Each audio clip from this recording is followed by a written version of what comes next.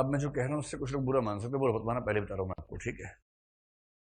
America में और कुछ देशों में रिसर्च हुई वोटर्स पर, और रिसर्च एक बहुत रोचक बात पे हुई कि अलग अलग पार्टियों को मानने वालों का एवरेज आईक्यू लेवल क्या है। रिसर्च तो किसी विषय में भी हो सकती है, इस पे भी हो सकती है। तो मैं आपसे पूछता हूँ कि ये बताइए कि दो पार्टीज को ले लेते हैं, ठीक है। एक पार्टी का नाम है शिवसेना, ठीक। महाराष्ट्र की है तो यहां बोलना सेफ है उसके बारे में, वहां होते तो हम सपा की बात कर लेते, ठीक है।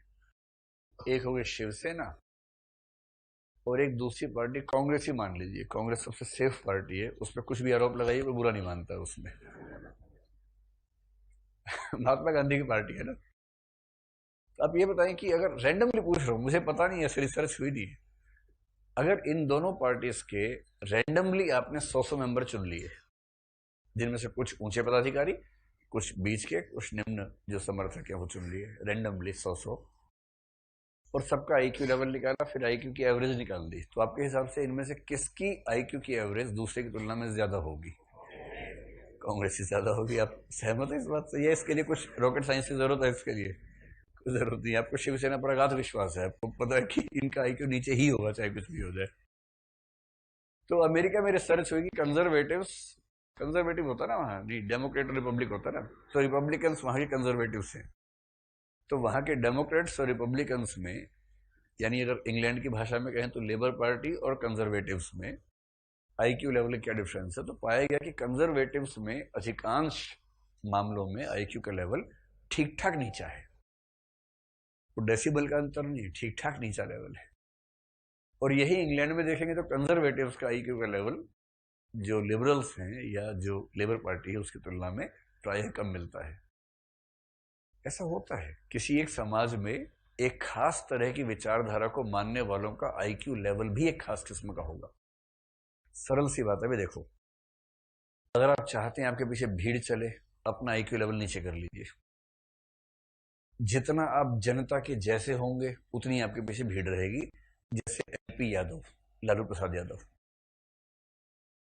लालू प्रसाद जी का आईक्यू लेवल कम नहीं है, बड़ा समझदार आदमी है, लेकिन वो अपनी बातचीत इस लेवल पे करते हैं कि आम आदमी को एकदम लगे कि हमारे जैसा आदमी है। उन्हें इस बात से कोई मतलब नहीं होगा कि संसदीय गरिमा क्या होती है और मर्यादा क्या होती है, कुछ नहीं।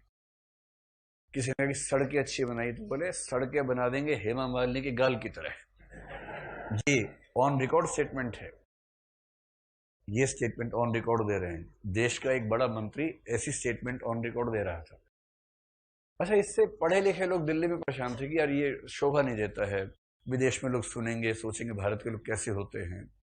और जिनको संबोधित था वो उछल कूद मचा रहे हैं कि वाह वाह वाह वाह वाह, अब समझ में आया सड़क कैसी बनेगी।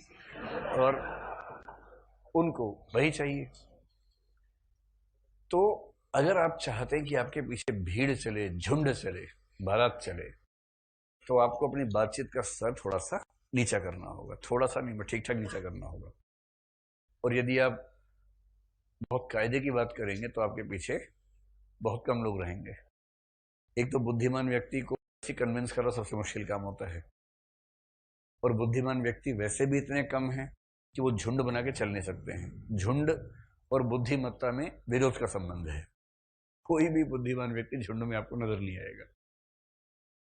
इसीलिए कहते हैं कि लोकतंत्र का सबसे बड़ा विरोधाभास ये है कि समझदार व्यक्ति लोकतंत्र में एडजस्ट नहीं हो सकते, और जो एडजस्ट हो सकते हैं वो समझदार नहीं हो पाते।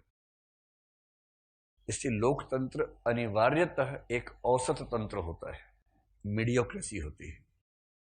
सबसे समझदार व्यक्ति जनता को कन्विंस कर ही नहीं पाएगा कि मुझे वोट दो, और सबसे बड़ा ढिंढोरची जनता को कन्विंस कर लेगा कि असली मैं ही हूं। और जनता ढिंढोरची के चक्कर में आ जाएगी, उसको वोट देगी, और बाद में समझ में आएगा अरे यार 5 साल और निकल के हाथ से। ये लोकतंत्र का विरोधाभास है, दुनिया भर में है, केवल भारत में नहीं है। आप भारत के कुछ नेताओं के बारे में सोच रहे हैं, मैं उनकी बात नहीं कर रहा हूँ, दुनिया भर की बात कर रहा हूँ। दुनिया में हर जगह है। अमेरिका में देख लीजिए, कहीं और क्यों देखते हैं, कैसा पीस छांट के भेजा उन लोगों ने। तो इससे अमेरिका पर विश्वास कम हो जाता है, अमेरिकी जनता पर। हम सोचते बड़े पढ़े लिखे समझदार लोग होते हैं, लेकिन देखिए तो अंतिम बात जो मैं कहना चाह रहा हूं कि कबीर अपनी प्रकृति में एक तार्किक व्यक्ति है।